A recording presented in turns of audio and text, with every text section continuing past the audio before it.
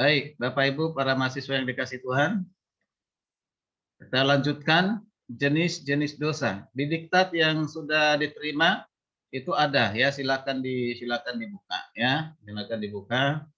Oke, nah perhatikan apa saja yang dimaksud dengan jenis-jenis dosa atau yang termasuk dalam jenis dosa.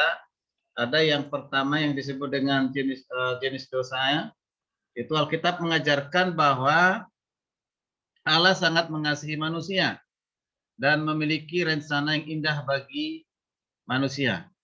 Yohanes 13 ayat yang sangat terkenal yang mengatakan, karena begitu besar kasih Allah akan dunia ini sehingga ia telah mengaruniakan anak yang tunggal supaya setiap orang percaya kepadanya tidak binasa melainkan beroleh hidup kekal. Yohanes 10 ayat 10b, Kristus berkata, aku datang untuk memberikan kepada mereka hidup, yaitu hidup yang berkelimpahan, yang berkelimpahan. Nah, dari dua ayat ini bisa kita perhatikan, yang pertama yang mengatakan bahwa Tuhan mengasihi manusia. Begitu besar kasih Allah akan dunia. Kasih ilahi, kasih agape, kasih walaupun manusia jatuh di dalam dosa, Tuhan tetap mengasihi manusia, ya mengasihi manusia. Apa buktinya bahwa Tuhan mengasihi manusia? Ya buktinya yaitu mengirim atau anaknya datang ke dunia. Untuk apa? Menyelamatkan umat manusia. Ya Yesus sendiri adalah bukti pemberian dari Tuhan, pemberian dari Bapa untuk datang ke dunia, menyelamatkan manusia. Mengapa Tuhan lakukan itu? Karena Tuhan mengasihi manusia. Karena Tuhan mengasihi manusia. Dan kasih Tuhan itu adalah kasih yang tidak dipengaruhi oleh siapapun untuk mengasihi manusia. Dia mengasihi karena memang itu sifat yang dimiliki oleh Allah sendiri. Ya, tidak ada syarat dari Tuhan untuk dia mengasihi. Ya, nah, yang sering ada syarat itu adalah manusia sendiri. Kalau bagi Tuhan tidak ada syarat, ya kan tidak ada syarat. Nah, ya mengasihi, gitu ya. Nah, dibuktikan dengan korban, pemberian, yaitu siapa? Yesus Kristus. Nah, kemudian kita perhatikan apa rencana Tuhan bagi manusia berdosa. Rencana Tuhan bagi manusia berdosa supaya diselamatkan. Maka dikatakan setiap orang percaya kepadanya tidak binasa melainkan beroleh hidup kekal. Aku datang supaya mereka mempunyai hidup dan hidup berkelimpahan. Hidup berkelimpahan itulah rencana Tuhan. Apa maksudnya hidup berkelimpahan? Hidup berkelimpahan jangan sampai berpikir itu langsung kepada hal-hal yang sifatnya materi, harta, uang. Seringkali ayat itu ditafsirkan oleh beberapa hamba Tuhan. Ya, ikut Yesus hidup berkelimpahan. Apa itu berkelimpahan? Ya, Anda punya uang, punya harta, punya kemewahan dan segalanya. Itu janji Tuhan, itu salah kaprah. Di situ kata hidup yang digunakan adalah zoe. Zoe. Zoe itu adalah hidup yang kekal. Ya, hidup yang kekal. Ya, jadi rencana Tuhan bagi manusia berdosa adalah supaya mereka percaya lalu dikaruniakan hidup yang kekal. Itulah rencana Tuhan. Ya, nah hidup yang kekal itu harta yang tidak bisa dinilai dengan apapun. Namanya hidup yang kekal, hidup yang akan datang, hidup untuk selama-lamanya.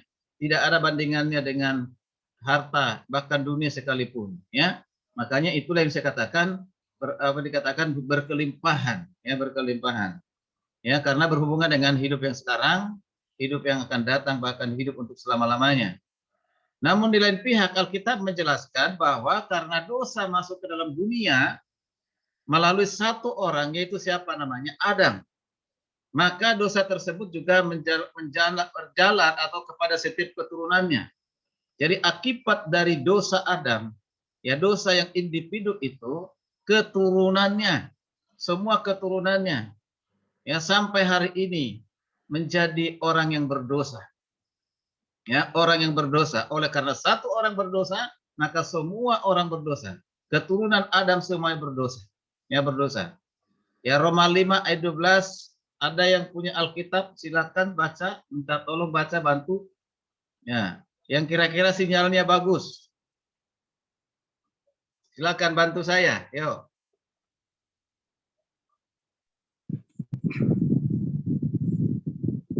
Sebab itu, sama seperti dosa masuk ke dalam dunia oleh satu orang, dan oleh dosa itu maut, demikian maut itu telah menjalar kepada semua orang.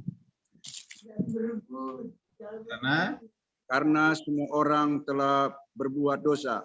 Ya, jadi sangat jelas Alkitab mengatakan sebab itu sama seperti dosa telah masuk ke dalam dunia oleh satu orang. Siapa itu yang dimaksudkan satu orang itu? Ya adalah Adam. Dan oleh dosa itu juga akhirnya membawa kepada maut. Demikianlah maut itu menjalar kepada semua orang. Mengapa kepada semua orang? Karena semua orang telah berbuat dosa. Jadi dosa Adam itu adalah menjadi dosa bagi semua orang, ya. Ya, artinya menjalar, membawa semua orang akhirnya berdosa. Jadi sekalipun masih bayi dalam kandungan, apa dikatakan oleh pemazmur, dalam kandungan aku sudah berdosa, ya. Oke, Mazmur 51 nanti itu bisa dibaca, ya. Nah, oke.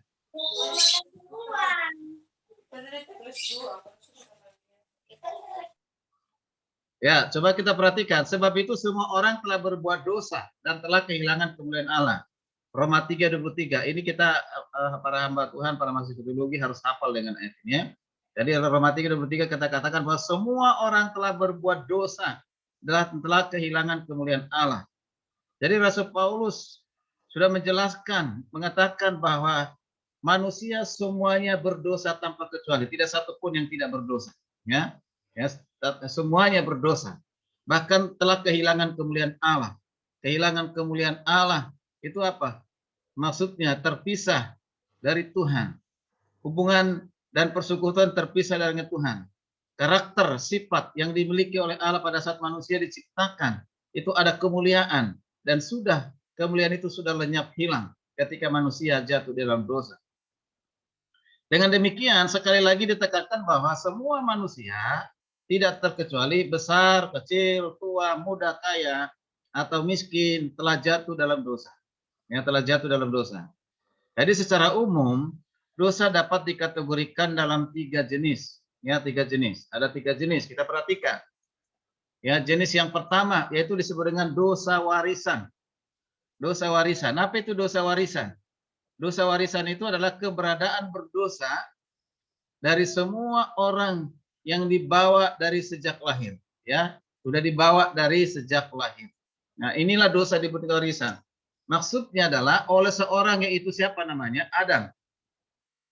Dosa itu masuk ke dunia, maka dosa itu menjalar bagi semua keturunannya. Itu tadi yang sudah dibaca Roma 5 ayat yang 12. Nah, para teolog menjelaskan konsep dosa sebagai hal yang pertama, yaitu dikatakan semua orang mewarisi keberadaan berdosa dari orang tua mereka. Dosa orang tua itu berasal dari orang tua mereka juga. Demikian juga seterusnya hingga kembali kepada Adam dan Hawa sebagai nenek moyang seluruh umat di bumi. Nah, maksudnya apa? Kalau saya punya orang tua, dosanya diwariskan kepada saya. Saya punya anak, dosanya diwariskan kepada anak. Ya? Nah, kalau kembali nanti ke atas, misalnya dari saya punya orang tua, punya opung, punya kakek, oma, dan seterusnya sampai nanti kepada Adam. Ya, semua garis keturunan itu ya mewariskan dosa, nggak mewariskan dosa. Nah, ini Alkitab sudah katakan demikian, ya. Tidak satu pun yang benar, tidak satu pun yang suci, semuanya sudah berdosa, berdosa. Oke. Jadi itu yang pertama. Lalu kedua, bahwa semua orang yang memiliki dosa, dosa asal, ya, dosa asal. Karena berasal dari siapa? Dari Adam. Jadi asal dosa kita dari mana? Dari Adam. Ya, dari Adam. Ya, mengakibatkan kerusakan moral dalam sifat manusia yang ditularkan dari satu generasi ke generasi yang lainnya dan berikutnya seperti itu, ya, dari generasi ke generasi. Ya, secara umum ada hukuman bagi dosa adalah maut atau kematian. Roma 6:23. Apa dikatakan Roma 6:23? Upah dosa ialah maut. Nah, jadi semua orang yang berdosa tadi Alkitab katakan memperoleh upah maut. Saya sudah pernah katakan apa itu maut? maut itu adalah kematian yang kekal, kematian yang kedua, kebinasaan ataupun penyiksaan di neraka untuk selama-lamanya. Ya, nah itu. Nah, lalu bagaimana caranya supaya manusia jangan sampai masuk di dalam hukuman yang kekal itu atau kematian yang kekal itu? Nah, caranya bagaimana? Solusinya apa? Supaya keluar dari dosa warisan ini, ya kan? Nah, oke, kita perhatikan. Namun hukuman secara khusus bagi dosa warisan adalah kematian rohani, yaitu kematian yang disebut dengan pemisahan kehidupan dari kehidupan yang Allah, ya, kehidupan Allah. Nah, kematian rohani merupakan terpisahnya jiwa dari Allah. Jadi namanya manusia yang berdosa itu kan sudah dikatakan, ketika engkau makan pohon pengetahuan yang baik dan yang jahat itu, maka engkau akan mati. Dan apa yang dikatakan Tuhan terjadi itu mati. Ya, bukan mati secara fisik, sekalipun di kemudian hari pasti mati secara fisik. Tapi yang dimaksudkan di situ adalah nekros, ya, mati secara rohani, tidak punya hubungan, tidak punya persekutuan, rusak, ya, sudah mengalami kerusakan. Ya. Jadi itu bahkan kemuliaan yang Tuhan berikan kepada manusia, gambar dan rupa Allah itu sudah mengalami kerusakan. Oke. Nah, kemudian hukuman yang dinyatakan di Taman Eden dan telah menimpa umat manusia, terutama kematian rohani tadi yang disebutkan tadi, ya. Nanti silakan dibaca Kejadian 2 ayat 17. Nah, sekarang kita buka, silakan satu orang persiapkan baca Roma 5 ayat 21 dan yang lain baca Efesus 2 ayat 1 sampai 5. Ada yang bantu saya, silakan.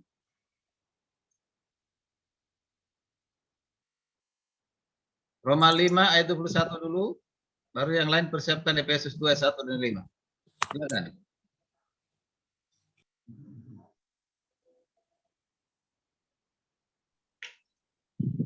Roma 5 ayat 21. Supaya sama seperti dosa berkuasa dalam alam maut, demikianlah kasih karunia akan berkuasa oleh kebenaran untuk hidup yang kekal oleh Yesus Kristus Tuhan kita. Ya, perhatikan, supaya sama seperti dosa berkuasa dalam alam maut. Nah, ya itu ya. Nah, dosa berkuasa atas alam, dikatakan dalam alam maut. Maut berarti kematian. Ya, kematian yang kekal. Nah, lanjut. Efesus 2 ayat 1. Kamu dahulu sudah mati karena pelanggaran-pelanggaran dan dosa-dosamu. Ya, kamu dahulu telah mati karena pelanggaran dosa-dosamu. Ya, kata mati di situ kata bahasa Yunani nekros, ya. Keadaan yang aktual dari manusia yang mati rohani yang belum diselamatkan. Tidak punya hubungan, tidak punya persekutuan dengan Tuhan. Ayat 5, silakan baca ayat 5. Ayat yang kelima, telah menghidupkan kita bersama-sama dengan Kristus, sekalipun kita telah mati oleh kesalahan-kesalahan kita. Oleh kasih karunia kamu diselamatkan. Ya, kata ada mati di situ. Kata mati karena kesalahan-kesalahan kita. Mati karena dosa-dosa kita. Jadi sesungguhnya manusia ya itu sudah mati akibat dari dosa, namanya dosa warisan. Sudah mati. Ya, maka nanti solusinya apa? Jalan keluarnya dari kematian itu apa? Supaya diberikan kehidupan. Di ayat itu sudah ada jawabannya. Kasih karunia Tuhan karena iman percaya kepada Yesus. Itu nanti kita bicara kan itu di soteriologi, keselamatan, ya. Jadi kita perhatikan di sini, dengan kematian rohani manusia tidak lagi menikmati kehadiran, kebaikan hati Allah, dan juga tidak lagi mengenal Allah dan merindukan Tuhan. Namanya udah mati, ya, sudah mati, ya. Jadi kondisi kita tahu kondisi orang mati, ya. Orang mati itu tidak bisa berbuat apa-apa, namanya sudah mati. Seperti itulah manusia berdosa, tidak dapat berbuat apa-apa tentang dirinya, menyelamatkan dirinya, ya, yang dia bisa hanya tidak pernah bisa lakukan apa-apa, ya. Jadi siapa yang bertindak untuk menyelamatkan dirinya adalah Allah sendiri, ya. Jadi jika kondisi keterpisahan ya tidak bisa berubah, maka kematian kekal atau kematian yang kedua kali yang amat mengerikan itu akan menjadi bagiannya, yakni hidup di lautan api untuk selama-lamanya. Oke, orang yang menerima warisan dan warisan dosa dari Adam itu, jika tidak percaya kepada Kristus, jika menolak Kristus, maka akan mendapatkan upah maut atau disebut dengan lautan api yang menyala-nyala. Silakan Wahyu 20 ayat 10 sampai 15, minta tolong satu orang baca.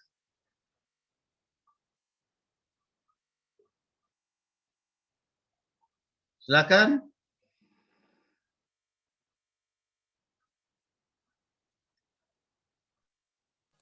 Wahyu 10 Wahyu ayat 20. Wahyu 20 ayat 10 sampai yang ke-15. Dan iblis yang menyesatkan mereka dilemparkan ke dalam lautan api dan melerang, yaitu tempat binatang dan nabi palsu itu. Dan mereka disiksa siang malam sampai selama-lamanya. Lalu aku melihat suatu tahta putih yang besar, dan dia yang duduk di atasnya. Dari hadapannya lenyaplah bumi dan langit, dan tidak ditemukan lagi tempatnya. Dan aku melihat orang-orang mati besar dan kecil berdiri di depan tahta itu. Lalu dibuka semua kitab, dan dibuka juga sebuah kitab lain, yaitu kitab kehidupan. Dan orang-orang mati dihakimi menurut perbuatan mereka, berdasarkan apa yang ada tertulis di dalam kitab-kitab itu. Maka laut menyerahkan orang-orang mati yang ada di dalamnya, dan maut dan kerajaan maut menyerahkan orang-orang mati yang ada di dalamnya, dan mereka dihakimi masing-masing menurut perbuatannya. Lalu maut dan kerajaan maut itu dilemparkanlah ke dalam lautan api. Itulah kematian yang kedua, lautan api. Dan setiap orang yang tidak ditemukan namanya tertulis di dalam kitab kehidupan itu, ia dilemparkan ke dalam lautan api itu. Iya, tadi dikatakan akan disiksa siang dan malam, dan akan dilemparkan kepada apa, dikatakan ke lautan api, dan di situ dikatakan kematian yang kedua. Kematian yang kedua, siapa itu? Bagi mereka yang tidak tercatat tertulis namanya dalam kitab kehidupan. Artinya apa? Orang-orang yang tidak percaya kepada Kristus, orang-orang yang menolak Yesus sebagai Tuhan Juru Selamat. Kalau orang berdosa, itulah akibatnya dosa. Sangat mengerikan sekali. Kalau kita sudah mengetahui kebenaran ini, tentu akan lebih bersemangat menggugah hati kita untuk terus beritakan firman, beritakan Injil bahwa Yesus Kristus adalah Tuhan. Ya? Nah itu, jadi harus kita beritakan. Jangan pernah kita diam, sekalipun masa pandemi, kita tetap harus pergi memberitakan Injil dengan segala cara hikmat dari Tuhan berikan kepada kita. Mengerikan sekali. Coba buka lagi 1 Wahyu 21 ayat 8. Wahyu 21 8. Ya, Wahyu 21 8. Inilah tempat orang-orang yang tidak percaya kepada Kristus. Wahyu 21 ayat 8.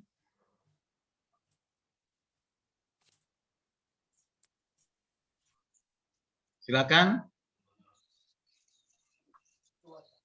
Wahyu 21 ayat 8. Ya. Tetapi orang-orang penakut, orang-orang yang tidak percaya, orang-orang keji, orang-orang pembunuh, orang-orang sundal, tukang-tukang sihir, penyembah-penyembah berhala, dan semua pendusta, mereka akan mendapat bagian mereka di dalam lautan yang menyala-nyala oleh api dan belerang. Inilah kematian yang kedua. Nah, inilah kematian yang kedua. Siapa yang akan masuk dan mengalami kematian kedua itu? Sudah dijelaskan. Yaitu orang-orang penakut, orang tidak percaya, orang-orang keji, orang-orang pembunuh, dan yang selain sebagainya itu. Ya, orang inilah kategori orang yang tidak percaya kepada Kristus. Itu adalah kelompok orang yang menolak Yesus. Maka akan mereka mendapatkan kematian, itu kematian yang kekal. Ya, nah ini, maka ini tugas kita ya. Nah, jadi perhatikan di sini masih kembali kepada materi kita. Jadi peristiwa yang menakutkan ini akan menimpa semua orang, sebab semua orang telah jatuh ke dalam dosa. Atau setiap orang yang lahir ke dunia ini dalam keadaan berdosa. Tidak seorang pun yang lahir ke dunia ini dengan membawa kebaikan atau dilahirkan dengan sifat yang setengah baik. Tidak. Kalau ada agama lain yang mengajarkan baik pada saat dia lahir, dia seperti kertas putih tanpa dosa. Ini tentu berbeda. Konsep dosa agama lain dengan agama Kristen.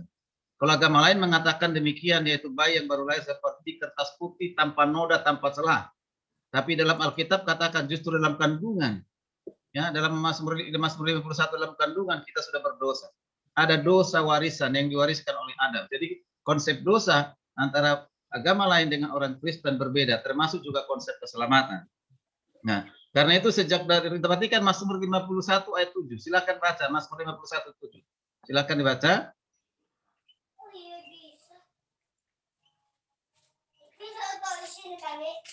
Silakan. Mazmur 51 ayat yang ke-7. Mazmur 51 ayat ke-7. Mazmur 51 ayat yang ke-7, bersihkanlah aku daripada dosaku dengan hisop, maka aku menjadi tahir. Basuhlah aku, maka aku menjadi lebih putih dari salju. Ya, itu. Nanti baca seterusnya di sana dikatakan bahwa dalam sejak kandungan kita sudah ya di dalam dosa, dikandung dalam dosa ya. Berarti dosa yang dibawa itu warisan dari Adam. Oke. Akan tetapi karena kasih Allah sesungguhnya sungguh besar bagi orang berdosa, sekali lagi akan tetapi karena kasih Allah sungguh besar bagi orang berdosa, maka Ia berikan jalan keluar. Dari mana? Dari dosa warisan. Yaitu dengan cara apa? Yaitu dengan cara penebusan oleh Yesus Kristus. Ya, bagaimana solusi dari dosa warisan ini? Jalan keluarnya Allah sendiri memberikan anaknya, yaitu Kristus Yesus, Tuhan kita. Ya, jadi penebusan ini terjadi atau dialami jika seseorang menerima Yesus sebagai Tuhan dan Juru Selamat di dalam hatinya melalui iman, seperti apa dikatakan dalam Efesus 2 ayat 8 dan 9 ya. Dikatakan di sana, coba kita baca Efesus 2 ayat 8 dan 9. Efesus 2 ayat 8 dan 9. Silakan. Ini sudah berulang-ulang kita baca ayat ini. Efesus 2 ayat 8 sampai ayat yang ke-9. Ya. Sebab karena kasih karunia, kamu diselamatkan oleh iman, itu bukan hasil usahamu, tetapi pemberian Allah. Itu bukan hasil pekerjaanmu, jangan ada orang yang memegahkan diri. Ya, jadi keselamatan itu dikatakan pertama karena kasih karunia. Lalu dijelaskan yang kedua lagi karena iman. Ya, itu karena kasih karunia Tuhan karena iman. Jadi Tuhan mengaruniakan kepada kita keselamatan, juga mengaruniakan kepada kita iman untuk percaya kepada Kristus. Itu bukan usaha manusia, bukan usaha pekerjaan manusia. Jangan ada yang memegahkan diri, jangan ada yang sombong. Itu hanya semata-mata karena kasih karunia Tuhan. Tidak satu pun manusia di dunia ini dapat menyelamatkan diri sendiri, bahkan mampu menyelamatkan diri sendiri dengan cara apapun. Ya, tidak ada. Karena apa? Ada benang merah tadi, dosa. Salah satunya dosa warisan. Ya, dosa warisan. Oke. Dengan demikian, orang percaya tidak lagi terikat atau diperbudak oleh dosa. Dengan percaya kepada Kristus, menerima Yesus sebagai Tuhan Juru Selamat, tidak lagi terikat atau diperbudak oleh dosa. Ya, sudah hidupnya hidup di dalam kekudusan, hidup sesuai dengan terang firman Tuhan, sudah takut berbuat dosa, sensitif dengan dosa. Kalau ada orang mengaku diri sebagai orang Kristen yang sudah percaya kepada Kristus menerima sebagai Tuhan Juru Selamat, tapi masih sering berbuat dosa, ya, bahkan ketika berbuat dosa tidak merasa bersalah, itu biasa-biasa saja. Kita khawatir orang itu sebenarnya belum lahir baru, hanya mengaku sebagai orang Kristen. Ya, kalau orang sudah lahir baru, ada Roh Kudus di dalam hatinya, maka Roh Kudus itulah yang membuat dia akhirnya berduka atas dosa pelanggaran yang dilakukan, mengingatkannya. Nah, hati-hati ya ini. Ya, coba kita baca dulu satu ayat firman Tuhan, Roma 6 ayat 18. Roma 6 ayat 18.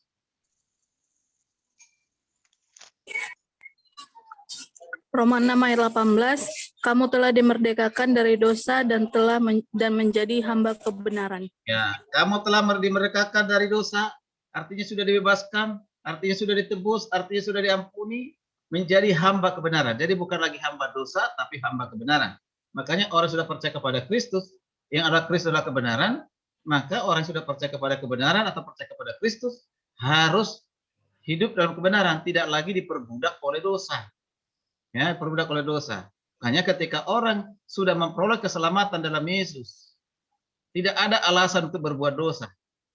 Ya, ya. Jadi harus hidup di dalam kebenaran. Ya. Nah, nanti baca lagi Galatia 5:24. Coba baca Galatia 5:24. Silakan. Satu orang baca Galatia 5:24.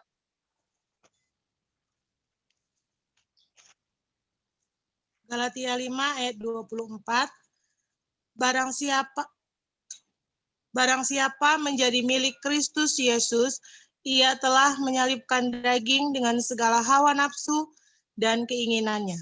Barang siapa sudah menjadi milik Kristus, menjadi anak Tuhan, sudah percaya kepada Tuhan, dikatakan ia telah menyalibkan segala keinginan daging dan juga hawa nafsu keinginannya. Itu adalah dosa, itu harus ditinggalkan, disalibkan. Ya, oke. Jadi bersama dengan Kristus, seluruh sifat atau tabiat dosa manusia itu telah turut disalib. Seperti halnya kematian selalu berarti pemisahan. Demikian juga kematian Kristus telah memisahkan manusia dari dosa warisan. Jadi, kematian Kristus telah memisahkan manusia dari dosa warisan. Oke. Namun perlu juga dipahami bahwa tabiat lama atau sifat dosa manusia, nah seluruhnya dari dalam hidup orang percaya atau anak-anak Tuhan hingga pada saat pengangkatan gereja. Perhatikan, dari mulai kita percaya hari ini sampai nanti kita diangkat, ya, atau ada masa di mana Tuhan menjemput, ya, anak-anaknya. Mempelai pria Yesus Kristus akan menjemput mempelai wanita, yaitu jemaat kita ini. Nah, sebelum mencapai ke sana, kita ini adalah orang-orang yang harus terus-menerus berjuang melawan dosa. Ya, berjuang melawan dosa yang terus-menerus mempengaruhi. Ya, kemarin kita sudah belajar. Ya, dari mana asal usul dosa? Yang pertama setan. Yang kedua adalah apa? Masih ingat? Hati nurani. Ya, hati nurani, hati yang keras. Lalu yang ketiga dunia. Ya, jangan lupa itu. Itulah 3 musuh yang harus kita perangi dalam kehidupan kita. Karena inilah yang menyebabkan kita berdosa. Ya, berdosa. Jadi bukannya setan tapi juga keinginan daging dan juga itu adalah dunia ini, ya. Nah, itulah sebabnya sebelum tiba kedatangan Yesus kedua kalinya, orang-orang yang percaya masih bisa jatuh dalam dosa nggak? Masih bisa nggak jatuh dalam dosa? Masih. Masih bisa ya? Ya, masih bisa. Bisa jatuh dalam dosa. Nah, karena itu apa yang harus dilakukan? Ya, yaitu jagalah hidup di dalam kekudusan, jagalah hidup dalam kebenaran. Jika kita pun jatuh dalam perbuatan dosa, nah apa yang harus kita lakukan? Yaitu dalam 1 Yohanes 2 ayat 9, 1 Yohanes 1 ayat 9, kemudian 1 Yohanes 2 ayat yang pertama, ya, dikatakan di sana kita harus datang kepada Tuhan Yesus, mohon pengampunan kepada Tuhan Yesus, maka Tuhan akan mengampuni kita.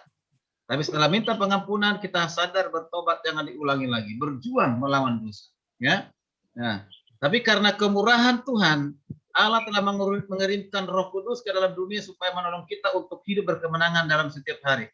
Jadi, bagaimana kita bisa mengalahkan dosa itu? Yesus sudah naik ke surga, sudah ada di surga, sudah diutus Roh Kudus. Roh Kudus inilah yang diutus bagi kita, menolong kita supaya kita hidup di dalam kebenaran, menjauhi dosa, mengejar kebenaran, menjauhi dosa. Dengan siapa? Pertolongan dari Roh Kudus. Tanpa Roh Kudus tidak mungkin orang bisa hidup dalam kekudusan. Ya.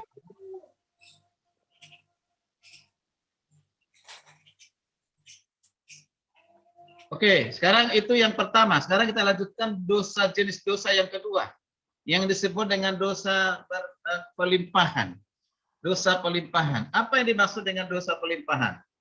Dosa pelimpahan itu adalah dosa yang dikatakan memperhitungkan, atau bisa juga dikatakan melimpahkan. Ya, pelimpahan itu artinya apa?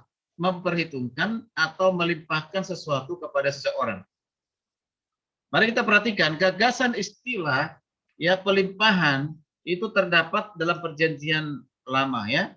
Mengenai dosa pelimpahan itu misalnya di dalam Imamat pasal 7 ayat 18 dan juga pasal 17 4, yaitu menyatakan adanya pengurangan berkat serta rasa bersalah yang diberikan Allah bagi umat Israel yang tidak mengikuti peraturan upacara persembahan korban. Nah, itu ya. Nah, kalau kita perhatikan contoh misalnya dalam 1 Samuel 22 ayat 15 dan juga 1 Samuel 19 9. Diajarkan agar tidak terlalu gampang melimpahkan sesuatu kepada orang lain. Hati-hati ya. Jadi kalau mau melimpahkan sesuatu kepada orang lain, itu kita harus hati-hati. Ya, hati-hati. Jangan sampai itu mengakibatkan orang lain jatuh dalam perbuatan dosa. Jadi dalam Mazmur 32 ayat 2 dikatakan begini. Ini berhubungan dengan masih dosa pelimpahan ya. Daud menyatakan bahwa orang yang berbahagia adalah yang kesalahannya tidak diperhitungkan Tuhan. Nah, dari gagasan ini dapat dimengerti bahwa dosa pelimpahan adalah dosa yang dilimpahkan atau ditularkan secara langsung dari Adam kepada setiap orang dalam tiap-tiap generasi. Jadi ada dosa pelimpahan. Berarti datang juga dari siapa? Dari satu orang, yaitu namanya Adam, dilimpahkan ya dosa itu kepada kita ya. Nah, misalnya gini. Karena saya adalah keturunan Adam, maka dosa Adam juga dilimpahkan secara langsung kepada saya tanpa perantara dengan orang lain atau orang tua saya. Tidak. Gitu ya. Jadi dosa yang ada pada Adam itu langsung juga dilimpahkan kepada saya. Bukan melalui orang lain, bukan. Langsung, gitu ya. Nah, itu namanya dosa pelimpahan. Jadi dilimpahkan. Nah, ini jenis dosa yang kedua ini kita perhatikan. Nah, jadi dalam hal penularan dosa berbeda dengan warisan, dosa warisan. Di mana bedanya? Tadi perhatikan ya. Kalau dosa warisan ditularkan dari Adam kepada orang tua kemudian kepada kita. Itu ya. Nah, sedangkan dosa pelimpahan yaitu langsung dari Adam kepada siapa? Kepada kita, kepada saya. Tapi ingat, kedua-duanya berasal dari dosa yang sama, yaitu dari Adam. Dosa warisankah, dosa kelimpahankah, semuanya itu adalah dari Adam. Nah, kira-kira ini mudah-mudahan bisa dimengerti ya. Ya. Jadi dosa warisan itu dari Adam kepada orang tua saya, kemudian baru kepada saya. Tapi kalau pelimpahan yaitu dosa yang langsung dari Adam kepada saya dilimpahkan. Gitu ya. Itu bedanya. Nah, secara langsung kepada saya tanpa ada perantaraan dengan orang lain ataupun orang tua saya. Jadi dalam penularan dosa itu berbeda dengan dosa warisan. Dosa warisan ditularkan dari Adam kepada orang tua kemudian kepada saya, sedangkan dosa pelimpahan langsung dari Adam kepada saya, sedangkan dosa pelimpahan langsung dari Adam kepada saya. Namun kedua-duanya tetap berasal dari Adam. Ya. Oke, jalan keluar. Apa jalan keluar dari dosa kelimpahan ini? Jalan keluarnya secara rohani dari dosa pelimpahan ini adalah tetap, yaitu adalah Kristus atau kebenaran Kristus yang diperhitungkan atau dilimpahkan kepada orang yang percaya dan menerima dia sebagai Tuhan Juru Selamat secara pribadi. Jadi ketika orang menerima Kristus, maka kebenaran Kristus diperhitungkan atau dilimpahkan kepadanya, sehingga orang tersebut dibenarkan atau dinyatakan tidak berdosa, melainkan telah memiliki kebenaran dalam Tuhan Yesus. Nanti kita belajar di soteriologi dari 12 konsep keselamatan, salah satunya adalah yaitu konsep dikatakan adalah tentang dipilih, diangkat, dibenarkan, diadopsi. Ya, dibenarkan oleh Allah. Ya, kita adalah orang-orang yang dibenarkan oleh Allah. Ya. Nah, itu nanti akan kita pelajari di soteriologi, ya, di soteriologi. Jadi Tuhan tidak perhitungkan lagi dosa dan kesalahan kita ketika orang sudah percaya kepada Kristus. Mereka diajarkan ada namanya agorazo, ex agorazo, dan lutro. Apa itu? Di mana Tuhan membeli kita dengan darah yang mahal, dipindahkan dari kuasa kegelapan, dibawa kepada terang yang ajaib. Siapa yang mengerjakan melakukan Allah? Yesus sendiri sebagai penebus, yang menebus. Makanya dikatakan dibeli dengan harga lunas dibayar. Dengan apa? Dengan darahnya. Ya, membeli kita, ya, dibawa kepada terang yang ajaib dalam Kristus sehingga kita menjadi miliknya. Kita orang-orang yang dibenarkan, ya. Nah, semua orang memiliki dosa warisan dan dosa pelimpahan. Sebab itu semua manusia mengalami namanya keterpisahan dari Allah secara fisik. ya, secara fisik. Akan tetapi di dalam Kristus semua orang pasti ditebus, diperdamaikan kembali dengan Allah, bahkan akan mengalami namanya kebangkitan jasmani, ya, setelah mengalami kematian secara fisik. Maka saya katakan begini, orang yang sudah percaya kepada Kristus hanya mengalami kematian satu kali, itu secara fisik di dunia ini, tapi akan mengalami kehidupan dua kali, ya, hidup di dunia dan hidup kekal. Tapi orang yang tidak percaya kepada Tuhan Yesus akan mengalami kematian dua kali, hanya hidup satu kali di mana? Di dunia ini. Ya, mati secara fisik, dan kemudian dari kemudian akan datang akan mengalami kematian yang kekal. Ya, kematian kekal. Jadi kita bersyukur yang sudah percaya menerima sebagai juru selamat, bahkan sudah menjadi hamba Tuhan, luar biasa. Ya, kita beda dengan yang lainnya. Beda dengan, ada di mana bedanya? Tadi kita ini mati hanya satu kali, tapi hidup dua kali. Ya, mengalami kehidupan dua kali. Kehidupan sementara di dunia dan kehidupan kekal yang nanti akan datang. Ya, itu ya. Oke, itu dosa, jenis dosa yang kedua. Sekarang jenis dosa yang terakhir itu adalah dosa pribadi. Nah, dosa pribadi. Nah, jika dosa warisan atau dosa pelimpahan ditularkan dari Adam melalui orang tua atau dilimpahkan secara langsung kepada seorang, maka dosa pribadi tidak demikian. Ya, tidak demikian.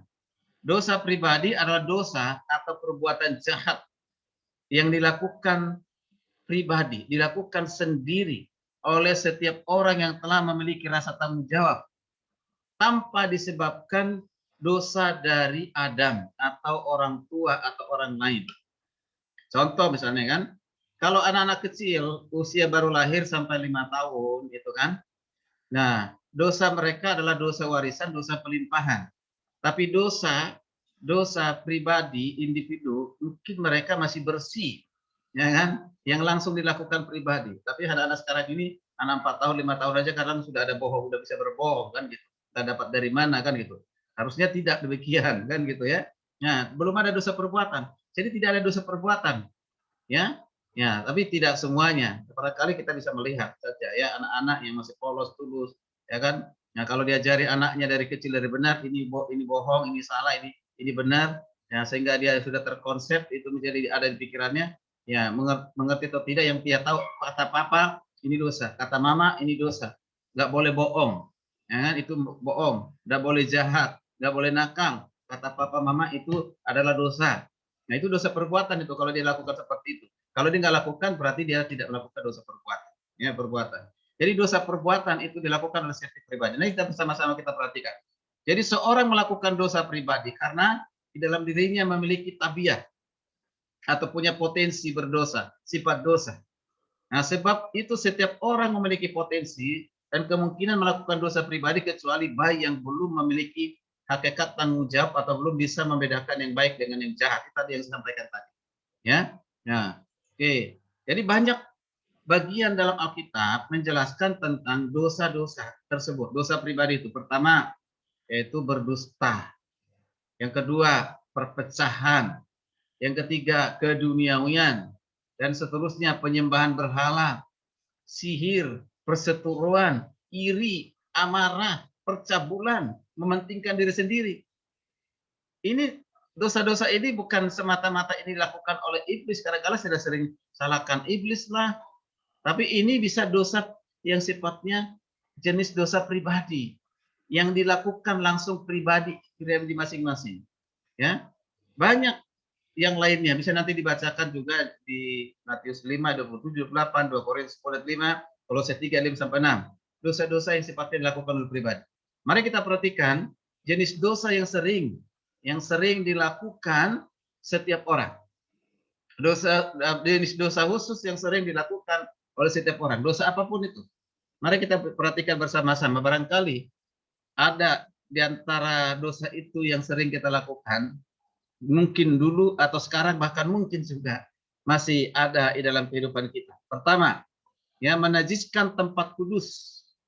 Nah, ketika menyucikan bait Allah, Yesus mengikuti, ya dikatakan mengutuki ya dosa para petukar uang selain telah menajiskan tempat kudus dengan menodai bait Allah dengan cara mencari keuntungan duniawi, kepentingan diri sendiri di tempat yang dikhususkan bagi kemuliaan Allah.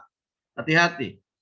Ya, bait Allah, rumah Tuhan disalahgunakan untuk mencari keuntungan bagi dirinya sendiri. Jangan sampai gereja di mana kita melayani adalah kepentingan untuk diri sendiri. Ya, itu dosa. Atau kita mempengaruhi orang lain untuk berbuat sesuatu, berbuat baik, padahal tujuan untuk siapa? Adalah untuk diri kita sendiri, bukan untuk kemuliaan Tuhan. Ini hati-hati. Nah, ini dosa, ya. Nah, motivasi yang salah ini dalam penerapannya. Motivasi yang salah dalam pelayanan yaitu mengutamakan kepentingan diri sendiri atau mencari uang dengan menggunakan mimbar, artinya berkhotbah di gereja, mungkin juga jabatannya di gereja. Dimanfaatkan juga karunia rohani yang Tuhan berikan kepadanya itu apa? Memperkaya diri demi profesionalisme materi merupakan kenajisan di hadapan Tuhan. Perhatikan, kalau kita motivasinya dalam pelayanan karena ingin mencari keuntungan buat diri sendiri, ya, kita mau berkhotbah, mau melayani sebagai worship leader, singer, dan yang lain sebagainya karena ada uang di dalamnya, karena ada satu pemberian. Hati-hati, motivasi yang seperti itu tidak murni. Makanya ada khotbah yang saya share, ya, yaitu motivasi hamba Tuhan dalam pelayanan. Apa motivasi kita? Apa motivasi kita dengan kemurnian hati? Apakah motivasi kita tulus? Motivasi kita dengan penuh kasih? Nah, itu ya. Nah, dan dosa, jenis dosa yang dilakukan setiap orang itu diantaranya yang lain adalah kemunafikan. Kemunafikan. Ya, dalam kecamannya Yesus terhadap kemunafikan orang Farisi dan para ahli Taurat, orang Saduki, Tuhan Yesus menunjukkan beberapa kemunafikan yang mereka perlihatkan. Kemunafikan dari orang Farisi ahli Taurat apa saja? Yang pertama, mereka tidak melakukan apa yang mereka ajarkan. Mereka hebat dengan Taurat. Dengan Taurat itu mereka hebat, luar biasa. Mereka tahu Yesus lahir di mana, apa visi misinya. Ya, mereka tahu 10 hukum Taurat. Mereka tahu semuanya, hukum-hukum nenek moyang mereka. Tetapi Tuhan sangat menegur mereka. Yesus mengatakan mereka adalah orang munafik. Apa yang mereka dengar, apa yang mereka ajarkan, mereka tidak lakukan. Itu yang pertama. Lalu yang kedua, mereka suka meninggikan diri dengan cara apa? Mendorong orang lain agar memberikan pujian dan berlebihan. Mereka senang dipuji, mereka senang dihargai, dihormati, sehingga mendorong orang lain supaya menghargai, menghormati mereka. Nah, itulah ya kemunafikan. Ya, bagi kita jangan mencari kehormatan, kemuliaan, pujian dari manusia supaya kita sepertinya menjadi orang terhormat. Ya, jangan. Jadi biarlah Tuhan yang dimuliakan, diagungkan di dalamnya. Kalau ada hamba Tuhan suka mencari untuk dihargai, dihormati, orang ini biasanya akan menjadi tinggi hati. Ketika dia tidak ada orang lain menghargai, menghormatinya, dia akan marah dan tegur orang itu dengan keras, bahkan mungkin beringas, kan?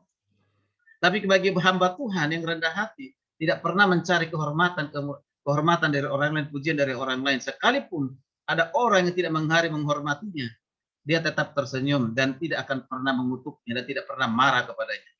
Gitu. Karena itu jangan cari ya penghargaan, pujian dari manusia. Jangan. Biarlah Tuhan yang memuji kita, ya. Biarlah Tuhan yang memuliakan kita, bukan diri kita sendiri, bukan orang lain, ya. Nah, itu kalau begitu nanti menjadi dosa, kesombongan, sudah pasti dosa, ya. Oke. Nah, ketiga, dosa kemunafikan yang ketiga kita perhatikan, mempermainkan atau mendustai sumpah yang diucapkan. Orang Farisi ahli Taurat suka dengan sumpah, tapi mereka sendiri melanggar sumpah yang mereka ucapkan. Yang keempat, menyembunyikan kebusukan hati dan perbuatan di balik apa? Pemberian persepuluhan. Senang memberi, sepertinya kita lihat memberi persepuluhan, tetapi ada udang di balik batu. Kalau orang bilang sebenarnya ada sesuatu motivasi yang lain mengapa memberikan perpuluhan. Nah, kalau kita berikan perpuluhan, apa motivasi kita berikan perpuluhan di gereja? Seringkali katakan supaya diberkati berlimpah-limpah. Gitu kan? Ya, saya mau kasih perpuluhan supaya saya diberkati berlimpah-limpah. Sebenarnya bukan itu tujuan kita. Kita kasih perpuluhan itu bukan tujuan supaya kita diberkati berlimpah-limpah. Sekalipun itu nanti akan terjadi, kita terima. Tapi itulah bentuk ketaatan kita kepada Tuhan. Itu adalah bentuk kasih kita kepada Tuhan. Itu miliknya Tuhan. Jadi nggak bisa tawar-menawar. Jangan memberi perpuluhan supaya diberkati. Tapi memberikan perpuluhan karena memang itu adalah suatu kewajiban atau suatu ketaatan kita kepada Tuhan. Jangan sampai cari perpuluhan dengan motivasi-motivasi yang lain. Ya. Yang kelima yaitu menampakkan kebaikan lahiriah namun batin mereka busuk.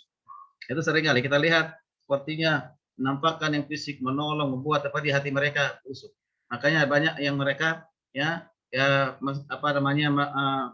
menekan orang miskin, menekan orang janda ya, mereka tidak adil memperlakukan orang-orang yang miskin. Nah itu.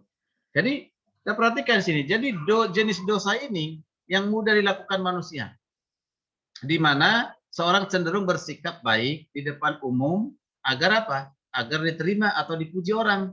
Tetapi sebenarnya hatinya tidak demikian. Ada nggak di gereja seperti ini? Ada. Oh, kelihatannya di gereja baik banget, baik, sopan banget. Oh, puji Tuhan, haleluyanya nggak pernah berhenti. Ya? Tapi coba udah keluar dari gereja, bertengkar, ribut dengan satu sama lain. Waduh, luar biasa. Ini namanya adalah kemunafikan. Ya, ini adalah sifat yang buruk. Ya, sifat yang buruk. Jadi dia tampil tidak sesuai dengan apa yang dalam hatinya. Dia senyum tapi hatinya marah. Ya kan gitu. Ya. Tapi kalau ada orang marah hatinya senyum, itu juga tidak baik. Ya kan gitu ya. Ya senyum karena itu memang ungkapan hatinya. Ya. Ya. Baik, jadi ini yang penting untuk kita perhatikan. Yang kedua, yaitu tadi itu jenis dosa kemunafikan ya. Sekarang jenis dosa yang sering kali dilakukan setiap orang itu yang selain kemunafikan ada namanya ketamakan. Ketamakan. Orang-orang yang rakus terhadap kekayaan misalnya atau materi misalnya, tidak merasa puas dengan apa yang sudah diterima, tidak bersyukur dengan apa yang sudah diterima, masih merasa kurang terus dalam kehidupannya, tidak pernah merasa cukup, ya tidak pernah merasa cukup, sehingga dengan segala cara dilakukan untuk mendapatkan sesuatu, mendapatkan uang misalnya, ya. Nah tamak, ya udah tahu itu salah, udah tahu itu dosa, dengan cara itu harus mengambil dengan cara korupsi, kolusi dan yang lain sebagainya, mencuri, tapi dia tetap lakukan, ya. Udah hidupnya sudah lebih dari cukup tapi tetap. Makanya kita lihat orang-orang yang kaya luar biasa, sudah menteri, punya harta MM-an masih bisa korupsi. Itu kan itu tamak namanya. Sebelum menjadi menteri sudah ditahu duitnya, uangnya berapa. Ada yang sampai puluhan M, ratusan M. Tapi dia menjadi menteri tetap aja korupsi. Nah ini apa? Ketamakan namanya. Itu akibat dari dosa itu, ya. Nah, jadi demi tujuan keinginannya, maka mereka menghalalkan segala jenis cara. Meskipun cara yang jahat. Misalnya ingin kaya, maka melakukan tadi korupsi dan penipuan segalanya. Kemudian yang dosa yang ketiga, yang sering dilakukan pribadi atau individu, itu adalah hujat. Ya, hujat. Ya. Nah, hujat. Matius 12 ayat 22 sampai 37 nanti silakan dibaca, ya. Dengan menganggap bahwa mujizat-mujizat yang dilakukan oleh Yesus berasal dari kuasa setan, maka orang-orang Farisi itu sebenarnya sudah menghujatnya, ya, menghujat Yesus. Nah itu dosa. Jadi tindakan hujat seperti ini adalah tindakan dosa yang menghujat ataupun menantang Roh Kudus, ya, menantang Roh Kudus. Itu disebut dengan itu dosa yang tidak dapat diampuni, adalah dosa yang menghujat Roh Kudus. Ya, itu dosa menghujat Roh Kudus. Oke. Pengampunan bagi orang-orang seperti ini akan terjadi jika mereka bertobat, kembali menerima Yesus sebagai Tuhan Juru Selamat, ya, supaya bisa diampuni. Tapi kalau dia tidak bertobat sampai matinya, maka tidak ada pengampunan. Tidak ada pengampunan. Dia sudah mati dalam kebinasaan, mati akan menerima murka Tuhan, ya, murka Tuhan. Ya, orang-orang yang menghujat. Kemudian ada lagi dosa kesombongan. Ya, kesombongan. Nah, kesombongan itu karena apa? Bisa juga karena kedudukan, ya, karena kedudukan yang dimiliki, kekayaan dimiliki, profesionalisme yang dimiliki, ingin mencari kehormatan, tidak mendapat tempat di hadapan orang seperti ini, katakan tidak mendapatkan, ya, tempat di hadapan Allah dan akan ditentang Allah. Barang siapa yang meninggikan diri akan direndahkan, barang siapa yang merendahkan diri akan ditinggikan. Itu firman Tuhan berkata demikian. Karena itu jangan sampai ada yang sombong. Kalau kita sudah kaya, lebih kaya dari orang lain, lebih berkecukupan dengan yang lain dalam hal materi, mungkin rumah kita lebih besar dari orang lain, atau pendapat kita lebih besar dari orang lain, ingat, itu semua karena anugerah Tuhan, kasih karunia Tuhan. Jangan sampai membuat kita sombong. Ya, sombong. Sombong dengan rendah hati itu perbedaannya hanya sedikit aja. Nah, kadang-kadang kita tidak sadar kalau kita sombong. Kalau kita merasa cantik sendiri, merasa lebih pintar sendiri, lebih ganteng sendiri, kan gitu ya. Nah, hati-hati. Kan? Nah, itu sombongan. Jangan sampai, biarlah si Lucifer itu yang sombong. Kita jangan menjadi pengikutnya Lucifer. Ya, tetap kita pertahankan, kita adalah orang-orang yang rendah hati. Selalu mengingat semua yang kita miliki, napas hidup, harta, uang, apapun itu yang kita miliki adalah dari Tuhan, oleh Tuhan yang memberikan kepada kita untuk kita nikmati. Nah, orang yang sombong biasanya pelit. Orang sombong itu biasa pelit. Dia hanya memuaskan diri sendiri, tidak mau berbagi kepada orang lain. Karena merasa itu hasil kerjanya, hasil kerja kerasnya. Ini karena saya, masa mau bagi kepada orang lain. Tapi orang yang rendah hati, karena itu adalah dari Tuhan, sekalipun melalui kerja kerasnya, Tuhan pakai tangannya, bekerja keras dengan kekuatan yang Tuhan berikan. Dia mendapatkan sesuatu, dia bagi kepada orang lain. Itulah yang Tuhan mau. Yang orang rendah hati. Kemudian kemudian tidak menghormati orang tua. Ini luar biasa. Nanti bisa juga dibaca di Efesus pasal yang ke-5 itu. Barang siapa yang tidak menghargai, menghormati orang tuanya, ya, maka tidak akan pernah diberikan umur panjang. Tidak ada kebahagiaan. Tapi barang siapa yang menghargai, menghormati orang tuanya, Tuhan katakan akan dikaruniakan umur panjang dan juga kebahagiaan, dan akan diberikan masa depan yang cerah. Ya, tapi hari-hari ini banyak anak-anak, ya anak-anak tidak lagi menghargai, menghormati orang tua yang tadi, atau pemberontak. Makanya dia ada di YouTube saya itu ada anak Kristen. Anak Kristen itu ciri khasnya apa? Yang taat kepada orang tua.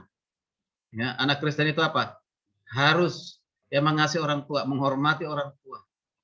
Nah, itu. Nah, maka panjanglah umurnya, ya.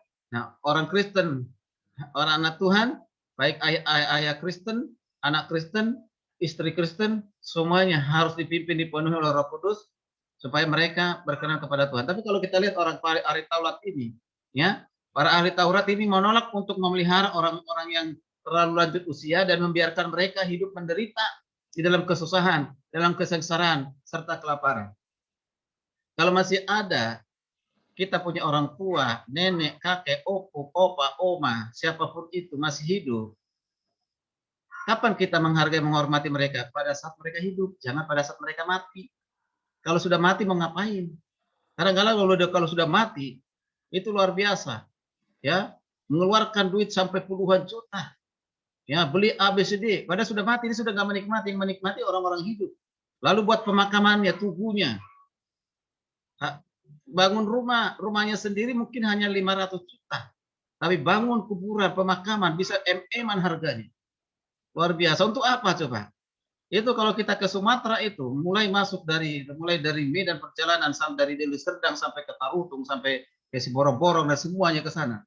Di kiri kanan itu, tubuh, wah berlomba-lomba indahnya, besarnya, dari keramik, dari marmer, ada listrik, dan lain sebagainya. Waduh, ini buat apa saya pikir begitu? Itu MM-an itu harganya. Di situ banyak gambar Yesus perjamuan kudus. Orang yang nggak mengerti bilang, Pak itu apa ya? Katanya, kok ada gambar perjamuan kudus, kok ada Yesus? Ya itu bilang itu gereja ya Pak? Bukan, itu tempat pemakaman. Ya kan? Pemakaman. Luar biasa. Maka saya bilang, salah dalam menempatkan menghargai, menghormati orang tua. Kapan menghargai, menghormati orang tuanya? Pada saat dia masih hidup, bukan pada saat dia mati. Kalau dia mati, dia nggak mengalami apa-apa, tidak menikmati apa-apa. Ya? Jadi itu bisa menjadi suatu kesombongan. Jadi dia berlomba-lomba. Dilihat kuburan opung yang di belakang, yang di depan, kok jadi bagus banget, indah banget. Ah, nggak bisa. Saya tunjukkan bahwa saya orang berhasil. Saya tunjukkan bahwa anak-anaknya keturunan dari opung ini adalah orang-orang berhasil. Akhirnya dibangun lagi tubuh yang lebih besar lagi, lebih indah, bersaing. Jadi kesombongan jadinya. Ini hati-hati. Dan ini benar-benar terjadi seperti itu. Ya. Jadi menghormati orang tua itu pada masa hidupnya, bukan pada masa matinya. Oke. Menjadi batu sandungan. Silakan baca nanti Matius 18 ayat 6. Melakukan atau mengatakan sesuatu yang buat orang lain berdosa dan tersandung untuk datang kepada Tuhan Yesus. Harus datang kepada Tuhan Yesus dan harus mengaku dosa. Jangan seperti ini. Jangan seringkali kita menjadi batu sandungan dengan perkataan kita, dengan perbuatan kita, dengan ucapan kita. Jangan kita menjadi batu sundang kepada orang lain, ya. Itu. Kemudian tidak berbuah. Padahal Tuhan katakan orang yang sudah dipilih oleh Tuhan, sudah ditetapkan oleh Tuhan, orang yang melekat kepada Tuhan Yesus adalah pokok anggur, kita ranting-rantingnya melekat, maka harus menghasilkan buah. Kalau tidak menghasilkan buah akan dipotong dan dibuang dan dibakar. Ya kan? Nah, karena setiap orang percaya telah dipilih untuk melakukan perbuatan-perbuatan baik atau menghasilkan buah, yaitu buah Roh Kudus. Ya, ini sudah kita tahu Galatia 5, 22, 23 itu. Apa saja buah dari Roh Kudus, yaitu kasih, sukacita, damai sejahtera, penguasaan diri, dan yang lain sebagainya. Ya, nah ini menghasilkan jiwa bagi Kristus, artinya beritakan Injil. Yang melalui hidupnya ada orang bertobat. Maka jika tidak berbuat demikian berarti merupakan perbuatan yang salah dan itu adalah dosa. Makanya kalau ada orang Kristen tidak berbuat, ya padahal sudah dikatakan orang Kristen itu harus berbuat tapi tidak berbuat, berarti itu dosa. Makanya jangan kita berpikir dosa itu hanya membunuh, mencuri, korupsi. Ya? Nah, maka kemarin ada tanya, berdosa enggak? Tanya enggak. Aduh, luar biasa kan gitu. Ya? Oleh kalau berdosa, satu hari berapa kali kira-kira kita berdosa? Taruhlah 3 kali sehari berdosa. Udah minim banget 3 kali. Kita kalikan kali 7. 3 kali 7 berapa? Ya kan? Setelah itu kalikan lagi ya 4 minggu. Kalikan lagi 12 bulan. Setelah kalikan 12 bulan, kalikan lagi dengan umur kita. Berapa umur kita? 50 tahun. Nah, itu udah banyak sekali. Ya kan gitu ya. Nah, artinya apa saudara kasih Tuhan? Manusia di dunia ini termasuk kita orang yang sudah percaya masih ada potensi berbuat dosa, jatuh dalam dosa. Tapi kita bersyukur ada Roh Kudus yang telah dikaruniakan kepada kita supaya kita sensitif dengan dosa sehingga melawan dosa dan kita bisa menang dengan dosa, ya dengan dosa. Hingga kita menghasilkan buah, ya. Kemudian dosa yang lain kita perhatikan yang sering dilakukan oleh pribadi atau individu, kurang beriman. Ternyata dosa kurang beriman ini juga dosa. Kurang beriman atau khawatir untuk kebutuhan diri sendiri atau keluarga merupakan dosa yang tidak berkenan di hadapan Tuhan. Ya, nanti baca Yohanes 1, 6 sampai 8. Jadi kalau kita dikuasai oleh rasa khawatir, apalagi di masa pandemi sekarang ini, ya banyak kesulitan, khawatir, sehingga kita khawatir, nanti saya keluar kena COVID, saya pergi kunjungi jemaat kena COVID, khawatir terus, ya. Nah akhirnya tidak mau melakukan pelayanan di rumah aja terus.